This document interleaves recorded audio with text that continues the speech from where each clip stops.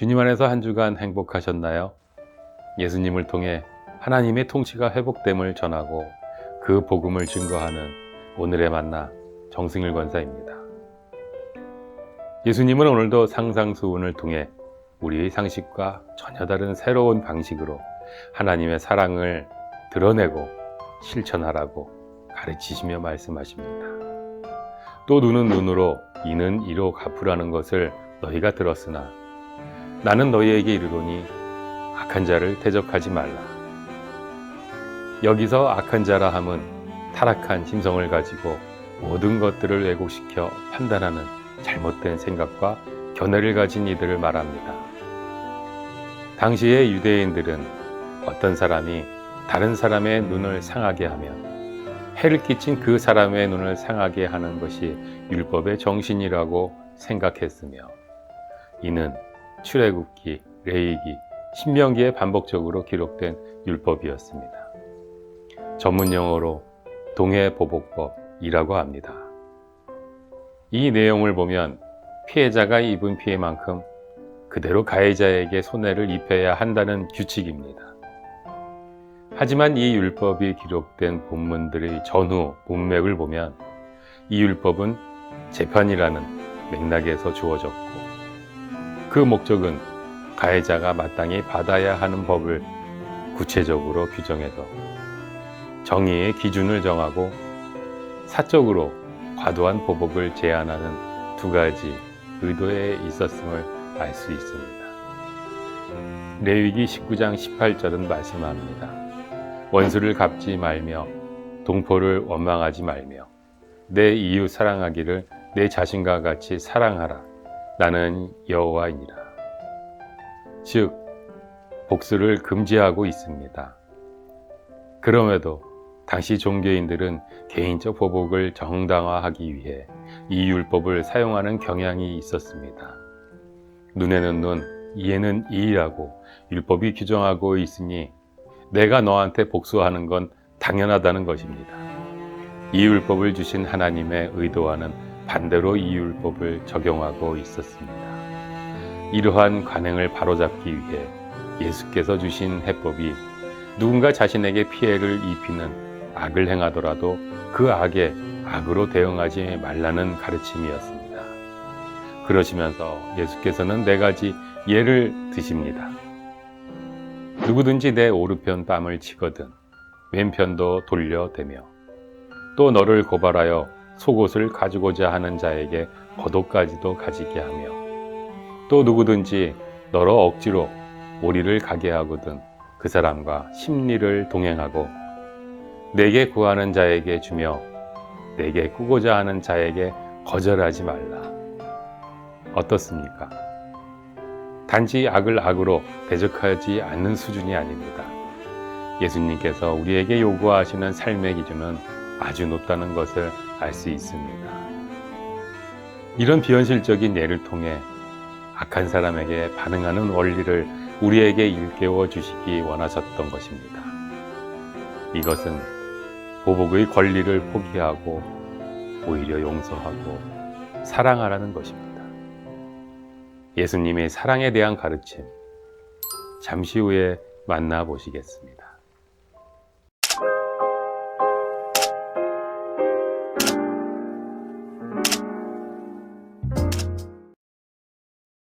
오늘 우리에게 주신 만나는 마태복음 5장 38절로 48절 말씀입니다.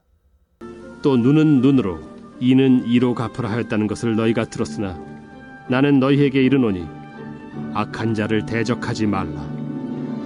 누구든지 내 오른편 뺨을 치거든 왼편도 돌려대며 또 너를 고발하여 속옷을 가지고자 하는 자에게 겉옷까지도 가지게 하며 또 누구든지 너로 억지로 오리를 가게 하거든 그 사람과 심리를 동행하고 내게 구하는 자에게 주며 내게 꾸고자 하는 자에게 거절하지 말라.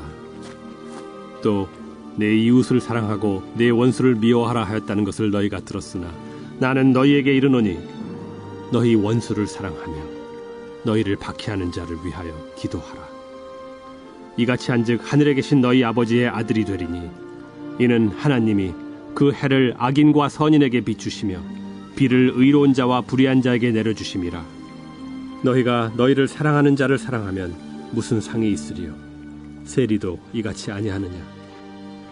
또 너희가 너희 형제에게만 무난하면 남보다 더하는 것이 무엇이냐? 이방인들도 이같이 아니하느냐? 그러므로 하늘에 계신 너희 아버지의 온전하심과 같이 너희도 온전하라. 아멘. 사랑하고 사랑하며 시작하겠습니다. 또 내 이웃을 사랑하고 내 원수를 미워하라 하였다는 것을 너희가 들었으나 나는 너희에게 이르노니 너희 원수를 사랑하며 너희를 박해하는 자를 위하여 기도하라. 아멘. 이번에도 율법의 왜곡을 지적하지 않을 수 없습니다. 율법에는 이웃을 사랑해라, 심지어 너 자신과 같이 사랑해라, 앞에서 말씀드린 레위기 19장 18절 원수를 갚지 말며 동포를 원망하지 말며 내 이웃 사랑하기를 내 자신과 같이 사랑하라. 나는 여호와이니라. 원수를 사랑하라는 가르침은 있습니다. 그런데 원수를 미워하라는 가르침은 성경 어디에도 아무리 찾아봐도 없습니다. 어떻게 된 일일까요? 아주 단순화시켜 설명하자면 당시 사람들이 율법에 이웃을 사랑하라고 하셨으니까 이웃이 아닌 사람들은 미워해도 된다는 뜻으로 율법을 해석해 온 것입니다. 그러면 부담이 줄어듭니다. 미움을 정당화할 수 있기 때문이죠. 이런 상황 속에서 예수께서는 모든 사람, 원수를 포함한 모든 사람을 사랑하는 것이 하나님의 뜻이라고 말씀하십니다. 심지어 우리를 박해하는 사람들을 위해 기도해 주어야 한다고 말씀하십니다. 그렇습니다. 우리의 원수도 하나님께는 구원받아야 하는 영혼입니다. 우리를 사랑하셔서 모든 악함이나 불의를 용서해 주신 하나님의 성품을 경험한 사람은 원수도 사랑할 수 있게 되는 것입니다. 바로 이런 삶이 하나님의 자녀된 사람들의 정체성이기 때문입니다. 이같이 한즉 하늘에 계신 너의 아버지의 아들이 되리니 이는 하나님이 그 해를 악인과 선인에게 비추시며 비를 의로운 자와 불의한 자에게 내려주심이라. 아멘. 우리가 하나님의 자녀라면 하나님을 닮습니다. 그런데 우리 아버지 되신 하나님께서 조건 없는 사랑을 하십니다. 예수께서는 그 대표적인 예로 햇빛과 비를 말씀하십니다. 착한 사람이든 나쁜 사람이든 똑같은 햇빛을 받고 똑같은 비를 맞습니다. 하나님께서는 모든 사람에게 보편적으로 차별 없이 주시는 은혜가 있다는 것을 우리는 알 수 있습니다. 하나님의 자녀가 아닌 사람은 하나님을 닮지 않습니다. 그래서 차별적인 사랑을 합니다. 그런데 하나님의 자녀는 하나님을 닮습니다. 그래서 차별하지 않는 사랑을 합니다. 이것이 예수의 가르침입니다.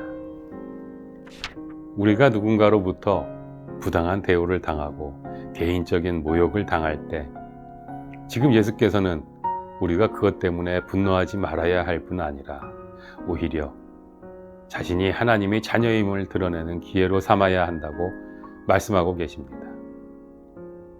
우리가 부당하고 악한 일을 만났을 때 상식적으로 이해하기 어려운 반응을, 사랑의 반응을 보인다면 그 순간 우리를 통해 하나님의 성품이 드러나게 된다는 것입니다.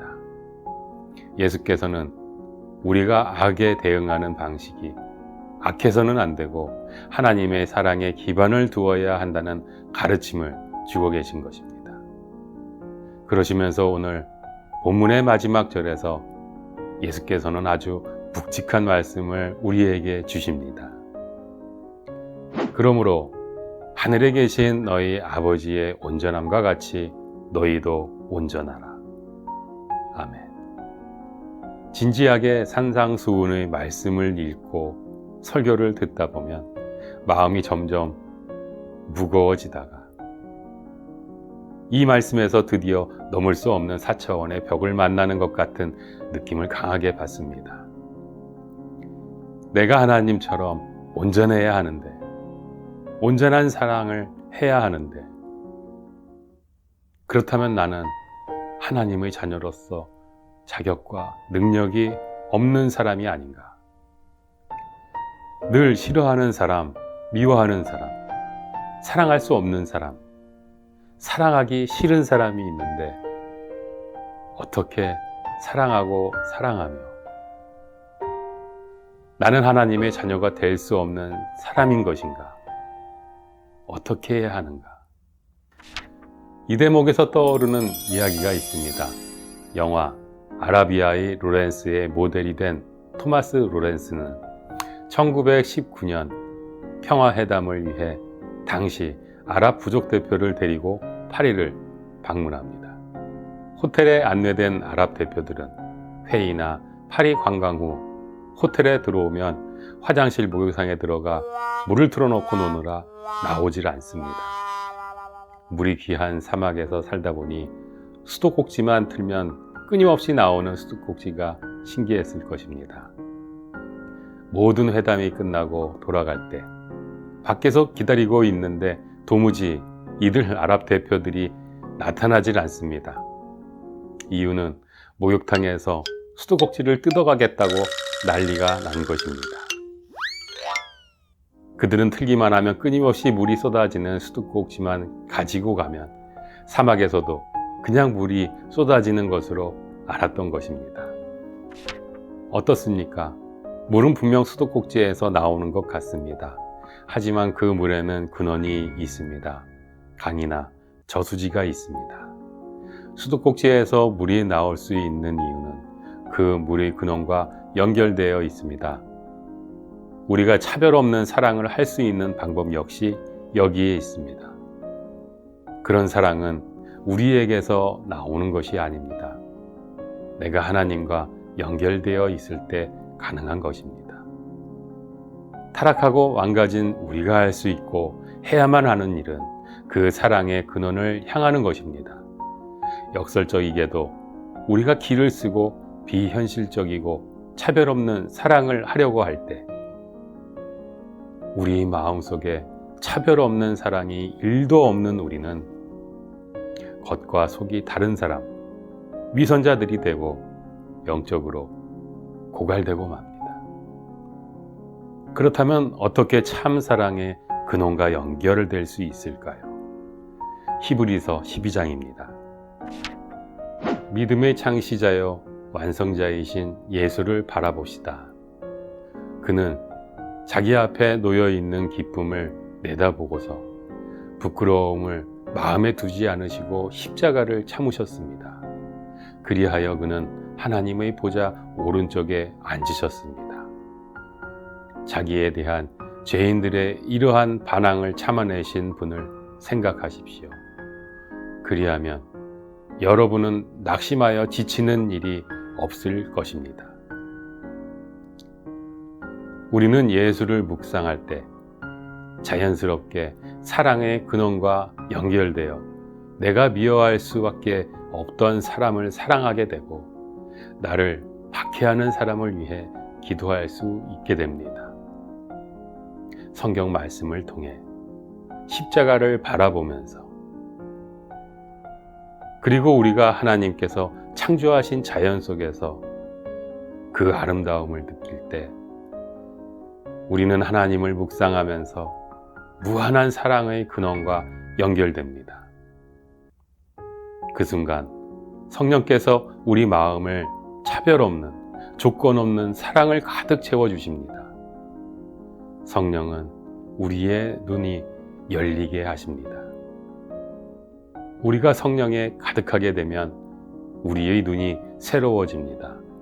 아름다움을 볼 수 있게 됩니다.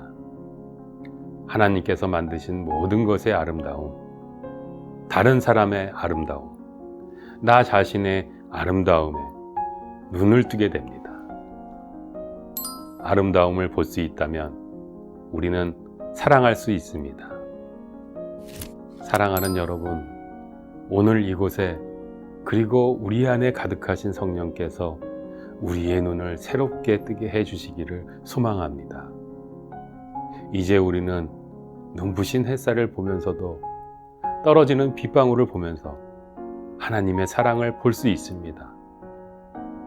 햇빛이 담긴 사랑, 빗방울에 담긴 사랑을 보면서 우리도 사랑이 되어 사랑하고 사랑하며 하나님의 사랑을 닮은 사랑이 되어 주변에 사랑을 나누고 전하는 우리 모두가 되기를 주님의 이름으로 축복합니다. 하나님, 악인과 선인에게 고르게 해를 비추시며 비를 내려주심 같이 차별하지 않는 사랑으로 하나님의 성품이 드러나는 우리가 되길 원합니다. 우리에게 베풀어 주신 사랑을 항상 기억하게 하시고 그 사랑을 실천하며 나누는 우리가 되게 하셔서 하나님이 우리를 사랑하신 것처럼 해를 끼치는 사람도 사랑하고 사랑하며 그들을 위해 기도함으로 하나님의 자녀로 온전하게 살아가는 우리 모두가 되게 하여 주옵소서. 예수님의 이름으로 기도합니다.